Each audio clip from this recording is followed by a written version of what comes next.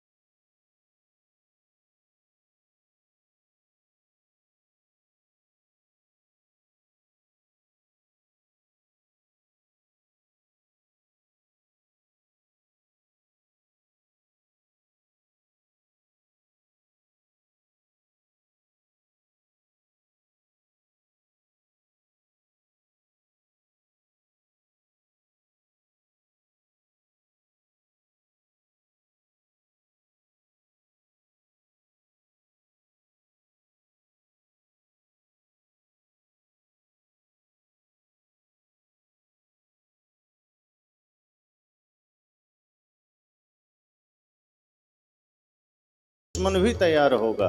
साहब कहते थे मेरा तो सब अपना है। वे कहते थे सब घट मेरो साइया सुनी सेज न कोय। जितने हैं सब घट मेरा परमात्मा बैठा है, लेकिन उचित बात मैं कहूंगा, पीछे नहीं हटूंगा। तो उस वक्त उन्होंने सत्य कहने में झिझक पैदा उनके भीतर नहीं हुई। उन्होंने कहा सत्य, उन्होंने बोला सत्य, उन्होंने जिया। लेकिन ऐसा नहीं हुआ होगा कि लोगों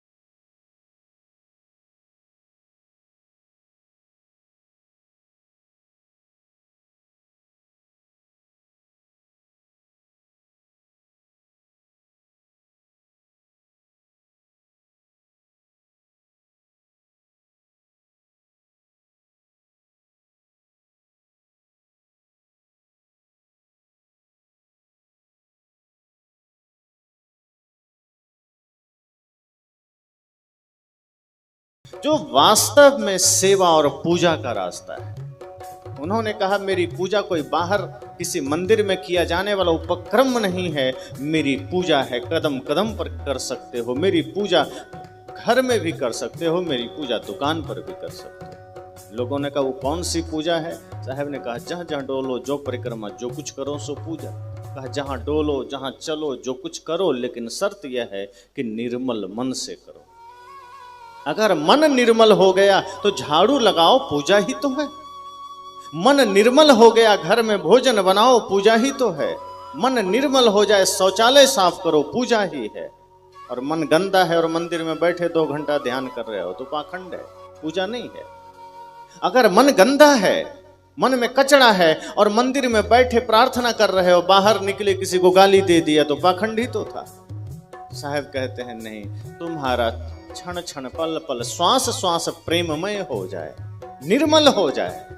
और जब निर्मल हो जाएगा तो फिर जहां होगे, जिस स्थिति में होगे, पूजा ही होगी। इसलिए सदगुरु कबीर ने निडर होकर अपनी बात कही। सोचिए उस वक्त कितनी प्रताड़नाएं तो जरूर दी होगी लोगों ने, कोशिश तो जरूर किया होगा झुकाने का, क्योंकि ऐसा नहीं कि उन्होंने सिर्फ एक पक्ष की बात कही। जहां मुगलों की बात आई, मौलवियों की बात आई, मौलानाओं की बात आई, खुदा अल्लाह की बात आई, वहां साहब ने डंडा चलाया। जहां ब्राह्मणवाद की बात आई, जातिवाद की बात आई, भाग्य की बात आई, भगवानवाद की बात आई, वहां भी उन्होंने डंडा चलाया। जहां गलत देखा उनका डंडा चला, और वो डंडा कोई लकड़ी या बांस का नहीं था, वो ज्ञान का डंडा था। और जब ज्ञान का डंडा चलता है तो बड़े बड़े लोग नतमस्तक हो जाते हैं। पर आज उतनी हिम्मत लोग नहीं कर पाते जितनी हिम्मत वो उस समय कर गए।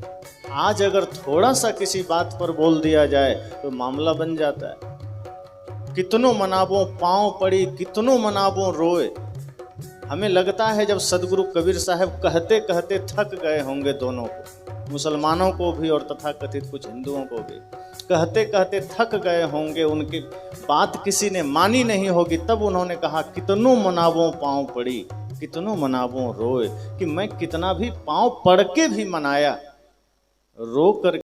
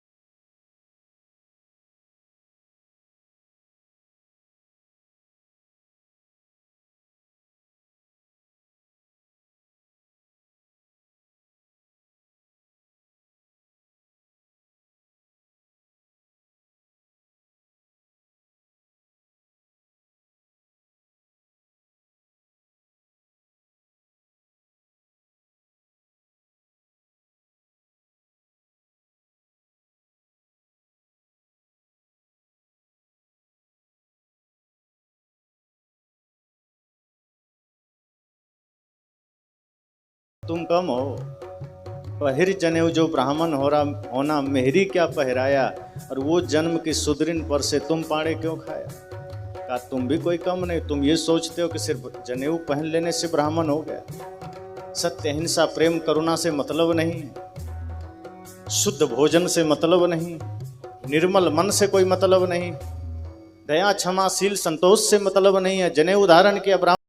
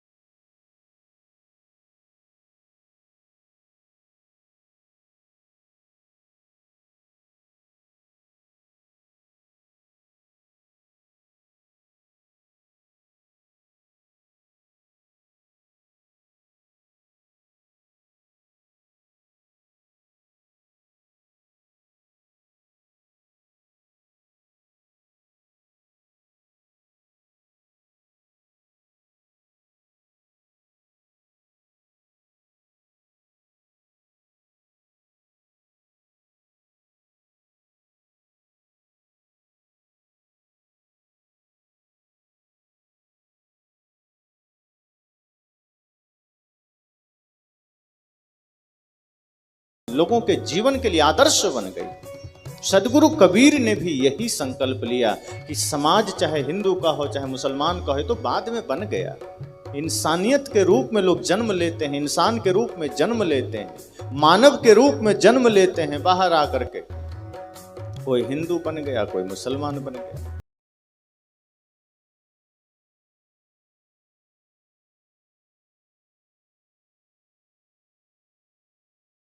ऐसा अलग अलग जातियों में बंट गया। साहब कहते हैं इसलिए बंट भले गया, लेकिन जहां जहां बुराई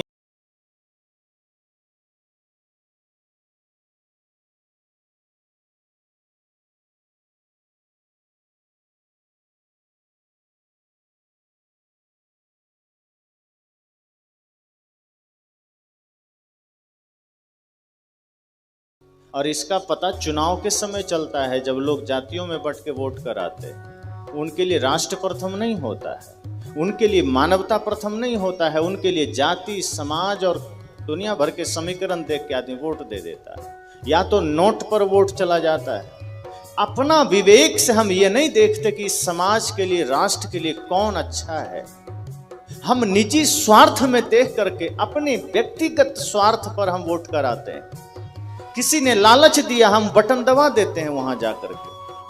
अगर महाराणा प्रताप ने यही सोचा होता तो वो भी मुगलों के साथ सांठगांठ करके बढ़िया से राज चलाते, लेकिन उन्होंने कहा नहीं, मैं घास की रोटियां खाना पसंद करूंगा जंगल में, मैं मुगलों से समझौता नहीं करूंगा। राष्ट्र प्रथम होना चाहिए, ये संकल्प लीजिए कि पंथ, पंथाई और दल से ऊपर देश है, जाति से ऊपर देश है, और जिसकी नियत राष्ट्र सेवा की है, जिसकी नियत सिर्फ और सिर्फ मानवता की सेवा की है, देश सेवा की है, आप उसे क्यों नहीं चुनते? थोड़ा सा लालच कहीं से कोई मिल गया, या जाति लगा कि ये अपनी जाति का है, अपने समाज का, वहां दे आते। मैं नहीं कहता कि अपने समाज में गलत लोग हैं, अच्छे लोगों को भेजिए। तो आज हमारा हिंदुस्तान जातियों में बटा है और हम जातियों में बट कर वोट कर देते हैं। निश्चय ही यहाँ इतने लोग बैठे हैं, जरूर सब कहीं अलग अलग दल से संबंध रखते हो, कोई जरूरी तो नहीं सब एक ही दल में होंगे, लेकिन सबकी भावना ये होनी चाहिए किसी में दल में कि व्यक्ति कैसा है। दल मतलब नहीं रखता, मतलब व्यक्ति रखता है। वो व्यक्ति का लक्ष्य क्या है? क्या उस व्यक्ति का लक्ष्य देश सेवा है? क्या उस व्यक्ति का लक्ष्य समाज सेवा?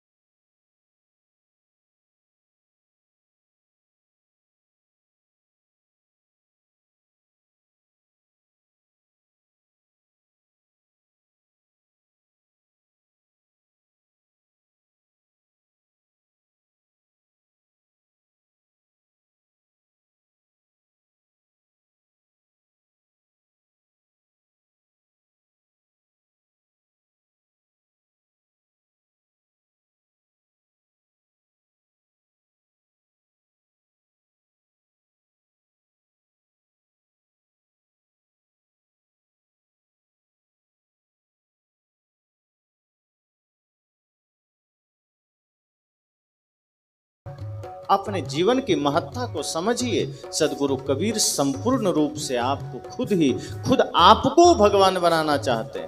वो कहते हैं किसी भगवान की तलाश क्यों करना, तुम में ही सामर्थ्य है और उसके कुछ गुण हैं। भजन आप सब सुनते हैं, किसी के काम जो आए उसे इंसान कहते हैं, उसे इंसान कहते हैं। पराया दर्द अपनाए उसे भगवान कहते हैं। उसे भगवान कहते हैं। कहा जो किसी के काम आए उसे इंसान कहते हैं। किसी के काम मतलब कोई भी, ऐसा नहीं कि सेलेक्ट करना है कि हाँ इसी के काम आए। साहब कहते हैं किसी के काम आए उसे इंसान कहते हैं, और पराया दर्द अपनाए उसे भगवान कहते हैं। जो दूसरे के दर्द को समझे, जो दूसरे की पीड़ा को समझे, उसे भगवान कहते हैं। तो सदगुरु कबीर ने मानवता का रास्ता दिया है, प्रेम का रास्ता दिया है। और जब हम मानवता के पथ पर चलने का संकल्प लेते हैं, प्रेम के मार्ग पर चलने का संकल्प लेते हैं, तो सच्चे अर्थ में हम सदगुरु कबीर के अनुयायी हो जाते हैं। सदगुरु कबीर के अनुयायी होने का अर्थ सिर्फ कबीरपंथी होना नहीं है। आज हम कबीरपंथी बन जाते हैं, पर हम वास्तव में सिर्फ कबीरपंथी ही बन पाते हैं। अर्थात हम पंथी तो बन जाते हैं, पर वो मानवतावाद हृदय में नहीं आ पाता, वो निष्पक्षता हृदय में नहीं आ पाता। जो काम राम के लिए राम भक्तों ने किया, जो काम कृष्ण के लिए कृष्ण भक्तों ने किया, जो काम बुद्ध के लिए बौद्धिस्टों ने किया, वही हम कबीर के लिए कर बैठते हैं। जैसे राम को भगवान बनाकर मंदिर में बिठा दिया, उनके आचरण से कोई मतलब नहीं। राम का मंदिर बन गया, उनके मंदिर में हम इकट्ठे होकर पूजा पाठ कर लिए, लेकिन राम के आचरण से, राम के आदर्शों से हमें कोई लेना देना ही नहीं है। राम जिस तरह भाई से प्रेम का भाव रखे, जिस तरह से प्रेम प्रथम था उनके जीवन में, माता पिता गुरु का आदर था उनके जीवन में, और सबसे बड़ी बात मर्यादा पुरुषोत्तम थे। हम उनकी पूजा करते हैं, ना हमारे जीवन में कहीं मर्यादा है, ना भाई के लिए प्रेम है, ना माता पिता गुरु के लिए आदर है, कुछ नहीं है। तो फिर राम की पूजा कहाँ है? तो जो काम राम भक्तों ने राम के लिए किया, जो कृष्ण के लिए किया, वही हम सदगुरु कबीर के लिए करते हैं। सदगुरु कबीर की वाणियों का पाठ करते हैं, उनके वाणियों को स्मरण करते हैं, उनके किताबों को पढ़ते हैं, उनके मंदिर बना करके मूर्ति स्थापित कर देते हैं, और वहाँ जाके सिर झुका के चले आते हैं। बाहर आते हैं तो वही जातिवाद, वही छुआछूत, वही छल, वही कपट, वही झगड़े, वही लड़ाई, वही नशा, वही दुर्व्यसन। इसका मतलब जो राम के साथ हुआ वही सदगुरु कबीर के साथ हो रहा है, वही बुद्ध के साथ हो रहा है। तथागत बुद्ध ने भगवान का विरोध किया। राम के प्रति जो एक मान्यता है, गलत मान्यता, अंध मान्यता, उसका विरोध किया। भगवान की सत्ता को अस्वीकार किया कि कहीं कोई बाहर भगवान नहीं है। उसके सामने सिर झुकाना व्यर्थ है। सत्य तो ये है और अच्छा तो ये हो कि सभी प्राणियों के साथ प्रेम का व्यवहार करिए, विनम्रता से रहिए, सभी व्यक्ति के साथ सिर झुकाइए, यही सबसे बड़ी पूजा है। लेकिन आज मैं देखता हूँ यहाँ श्रावस्ती में भी, जहाँ जहाँ बौद्ध मठ या उनके स्मारक हैं, जहाँ उनकी निशानियाँ, मंदिर हैं, सबसे बड़ा जो बोध गया में महाबोधि मंदिर है, जब मैं वहाँ गया मैं देखा कि ये पाखंड तो यहाँ भी हो रहा है, थोड़ा भी अंतर नहीं है। वहाँ भी भगवान बुद्ध के आगे अगरबत्तियाँ जल रही है, दिए जल रहे हैं, और सब लोग सिर झुकाकर मन्नतें मांग रहे हैं। तो जो व्यक्ति खुद राम की पूजा का विरोध कर रहा है कि राम की पूजा करने से कुछ नहीं मिलेगा, वही काम बुद्ध के साथ हो रहा है, तो ये फिर क्या मतलब है? और जो बौद्धिस्ट साधुओं को मैंने देखा, कोई गुटखा खा रहा है, भर मुंह गुटखा है, कोई तंबाकू खा रहा है, कोई बीड़ी पी रहा है, और कितने तो मांस खा रहा है। मैंने कहा ये बुद्ध की शिक्षा का और उनके ज्ञान का सबसे बड़ा अनादर और अपमान है, ये गलत है। सदगुरु कबीर के ज्ञान का सम्मान करिए, बुद्ध के ज्ञान का सम्मान करिए, उनके आचरण आदर्श का सम्मान करिए। उनके नाम पर ये आडंबर फैलाना, कबीर के नाम पर ये भ्रम फैलाना, बुद्ध के नाम पर ये भ्रम फैलाना, ये नासमझी है और ये इंसानियत को गलत संदेश देना है। भगवान बुद्ध के नाम पर इतना ज्यादा आडंबर, इतना ज्यादा पाप ये भर गया, इसलिए ऐसे लोगों से सावधान रहने की जरूरत है। वो आचरण क्या देंगे दूसरों को, क्या आदर्श देंगे, क्या शिक्षा देंगे, जिनका आचरण खुद भ्रष्ट हो गया हो। जो भगवान बुद्ध करुणा की मूर्ति हैं, जो बुद्धत्व पाने से पहले सोचिए जरा, देवदत्त और सिद्धार्थ में प्रतियोगिता हो रही थी। हंस को तीर मारा, देवदत्त ने जैसे ही मारा वो हंस घायल होकर गिर गया। उसके बाद लोगों ने कहा सिद्धार्थ तुम भी मारो। तीर लगे हुए अवस्था में हंस को देखा उन्होंने, उनका हृदय पिघल गया, उनको पीड़ा हुई जैसे वो बाण उनके सीने में लगा हो। उन्होंने कहा मैं प्रतियोगिता हार गया समझो, लेकिन मैं बाण नहीं चला सकता, क्योंकि अपनी जीत के चक्कर में मैं किसी असहाय जीव पर बाण चला दूं। हमारे हाथ में थोड़ी खरोंच लग जाए तो आदमी बाप बाप करने लग जाता है, और वो एक मूक प्राणी के ऊपर इतना भयानक प्रहार। सोचिए, जो तथागत अपने बुद्धत्व से पहले अपने गृहस्थ जीवन में ही, जब वो सिद्धार्थ थे कुछ पता नहीं था, इतनी करुणा इतना प्रेम उनके भीतर है, इतनी अहिंसा उनके भीतर है कि एक हंस के शरीर में लगे हुए बाण की पीड़ा को नहीं सह पाए। और आज उनके नाम पर लोग मांस खा रहे हैं। तो मांस क्या पेड़ में फलता है? सोचिए जरा कि जमीन में निकलता है आलू की तरह। किसी न किसी जीव की हत्या से ही तो आता है। किसी जीव की हत्या के बिना मांस नहीं आ सकता। और अगर कोई बुद्ध के अनुयायी खा रहे हैं, आप लोग की बात नहीं है, जो बौद्धिस्ट साधु चोला पहने हैं वो मांस खा रहे हैं, तो सोचिए बुद्ध के विपरीत जा रहे हैं कि नहीं। बुद्ध मतलब ज्ञान होता है, दर्शन है। परम ज्ञान को उपलब्ध हुआ पुरुष तथागत गौतम बुद्ध, आज उनके नाम पर इतना भयंकर आडंबर, इतना भयंकर पाखंड, और यही पाखंड सदगुरु कबीर के नाम पर भी चलता है। हालांकि सदगुरु कबीर के मानने वाले लोग मांस नहीं खाते, ये बहुत बड़ी बात है। वो चाहे अमेरिका में हो, चाहे कनाडा में हो, चाहे ऑस्ट्रेलिया में हो, एक यही अच्छी बात सदगुरु कबीर की परंपरा में है कि लोग मांस नहीं खाते, लेकिन आडंबर तो करते हैं। जो सदगुरु कबीर ने कहा, जो उन्होंने बताया, जो रास्ता उन्होंने दिया, उस पर हम भी नहीं चल पाते। उन्होंने जिन जिन चीजों का विरोध किया हम वो करते चले जाते हैं। उस वक्त सदगुरु कबीर ने सत्य का मार्ग दिखाया, उन्होंने प्रेम का मार्ग दिखाया, उन्होंने अहिंसा का मार्ग दिखाया, और कहा किसी भी महापुरुष को मानो लेकिन उनके आदर्शों को मानो। चित्र बना करके, मूर्ति बना करके मंदिर बना दो, ताला मार के रख दो, जब मन आया पूजा करो, बाद में जाके बाहर नंगा नाच करो। कहा ये तो बिल्कुल अलग हो गया। मंदिर में कुछ और, बाहर कुछ और, घर में कुछ और, सत्संग में कुछ और, बाजार में कुछ और। कितने रूप। गंगा में गए गंगा दास, मथुरा में मथुरा दास, जमुना में जमुना दास। कहा हर जगह एक ही रहो, अपना रंग मत बदलो गिरगिट की तरह, कि कहीं घर में है तो सब कुछ चल रहा है, सत्संग में गए तो बढ़िया सफेद पहन के चले गए कि हम भी धार्मिक। का ये धार्मिकता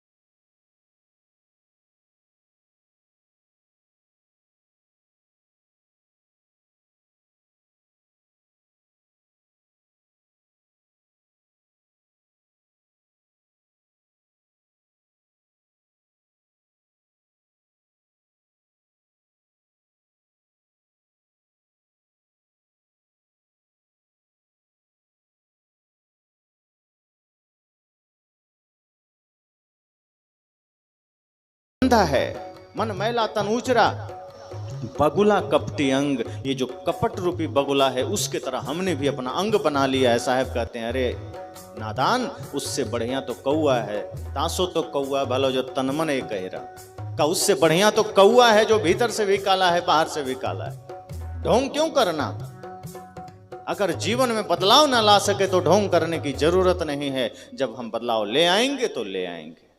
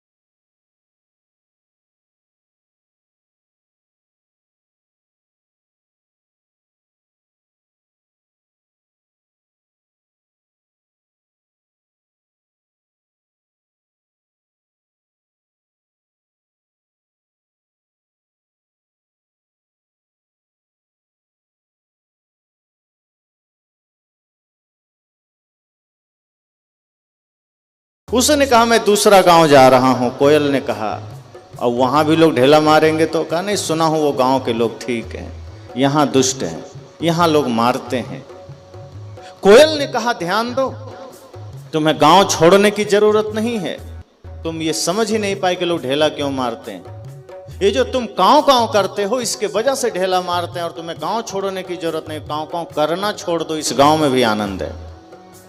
अगर तुम अपनी कर्कश आवाज छोड़ दो, अगर अपनी गलत आदत छोड़ दो, अगर अपनी गलत जो नियत तुम्हारी है वो छोड़ दो, तो जहां हो वो घर तुम्हारा मंदिर बन सकता है। जहां हो वही गांव तुम्हारा अयोध्या धाम बन सकता है, वही तीर्थ धाम बन सकता है। और मन गंदा है तो तुम दिन रात मंदिर में बैठे रहो, वो तुम्हारे लिए कवड़खाना ही होगा और कुछ नहीं होगा।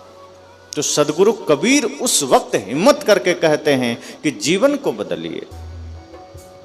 हिम्मत करके उन्होंने सत्य कहा। उन्होंने कहा कि अहिंसा, प्रेम, करुणा, सत्य ये हमारा धर्म है। और ये अगर हम नहीं मानते हैं तो क्या मानते हैं? तो सदगुरु कबीर को या बुद्ध को मानना क्या हुआ?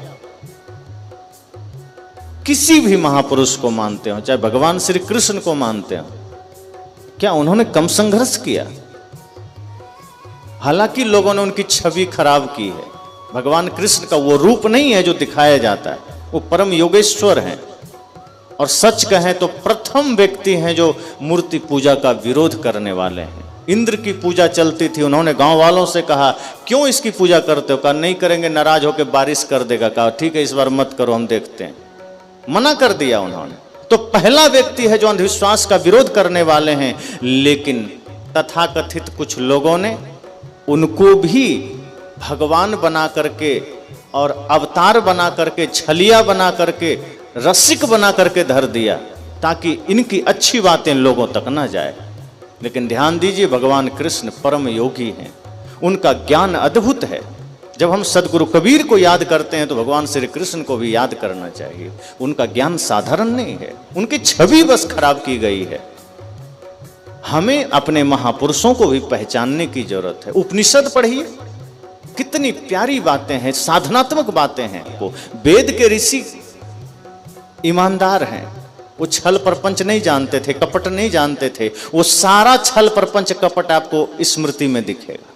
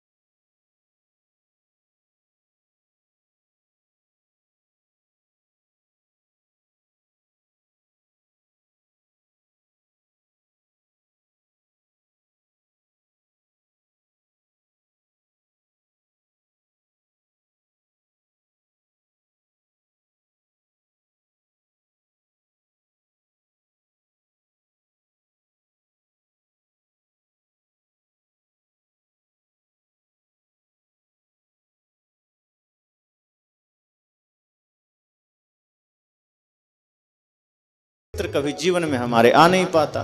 तो सदगुरु कबीर कहते हैं महापुरुषों का सम्मान क्या है। अगर आप सदगुरु कबीर की जय जयकार करना चाहते हैं तो एक ही काम करिए, अपने जीवन की जय जयकार कर लीजिए। जैसे एक पिता को कोई पुत्र कुछ गिफ्ट देना चाहे, कोई उपहार देना चाहे, तो एक ही काम करे, वो सफल हो जाए। अगर पुत्र सफल हो गया तो पिता समझता है मुझे गिफ्ट मिल गया। कुछ वो पैसे ला कर दे दे और चोरी के रास्ते पर जाए, हिंसा के रास्ते पर जाए, तो पिता दुखी रहेगा। भले ही गिफ्ट पालेगा लेकिन वो खुश नहीं हो सकता। पिता अपने पुत्र के सदाचरण से खुश होता है, पिता अपने पुत्र के सही मार्ग पर चलने से खुश होता है। और हम सोचते हैं कि हम कुछ चढ़ा देंगे तो भगवान खुश हो जाएंगे, सदगुरु कबीर की भक्ति हम बढ़िया से कर लेंगे। सदगुरु कबीर की भक्ति यही है कि हम उनके बताए रास्ते पर चलें। सोचिए कितनी बड़ी बात उन्होंने उस समय कही। बीजक जैसा ग्रंथ साधारण नहीं है। अपने को ऐसा बनाइए, जो युवा हैं उनको अपने आप में ऐसा सामर्थ्य जागृत करना चाहिए कि आपके होते हुए कोई बहन बेटी माँ को डर के न चलना पड़े। निश्चिंत होकर के एकदम पूर्ण भाव से चलें, उनको भयभीत ना होना पड़े रास्ते में चलते हुए। अपने ही समाज में, अपने ही लोगों के बीच में अगर उनके मन में कोई भय पैदा हो रहा है, अपनी असुरक्षा का ख्याल आ रहा है, तो समझ जाइए कि वो इंसानों के बीच नहीं, वो राक्षसों के बीच हैं। और वो राक्षस कोई दूसरा नहीं, अपने ही लोग बने बैठे हैं।